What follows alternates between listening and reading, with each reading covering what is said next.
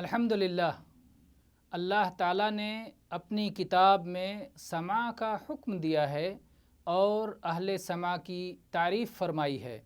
اللہ تعالیٰ کا ارشاد ہے وَاتَّقُوا اللَّهَ وَاسْمَعُوا، سورہ مائدہ آیت نمبر 108۔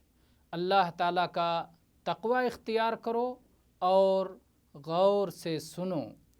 نیز ارشاد ہے وَإِذَا سَمِعُوا مَا أُنزِلَ إِلَى الرَّسُولِ تَرَى أَعْيُنَهُمْ تَفِيضُ مِنَ الدَّمْعِ مِمَّا عَرَفُوا مِنَ الْحَقِّ يَقُولُونَ رَبَّنَا آمَنَّا فَاكْتُبْنَا مَعَ الشَّاهِدِينَ، سورہ مائدہ آیت نمبر 83۔ اور وہ لوگ جب اس قرآن پاک کو سنتے ہیں جو رسول اللہ صلی اللہ علیہ وآلہ وسلم کی طرف اتارا گیا ہے تو آپ ان کی آنکھوں کو اشک ریز دیکھتے ہیں۔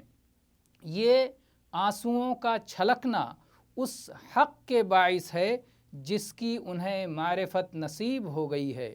ساتھ یہ عرض کرتے ہیں اے ہمارے رب، ہم تیرے بھیجے ہوئے حق پر ایمان لے آئے ہیں، سو تو ہمیں بھی حق کی گواہی دینے والوں کے ساتھ لکھ لے۔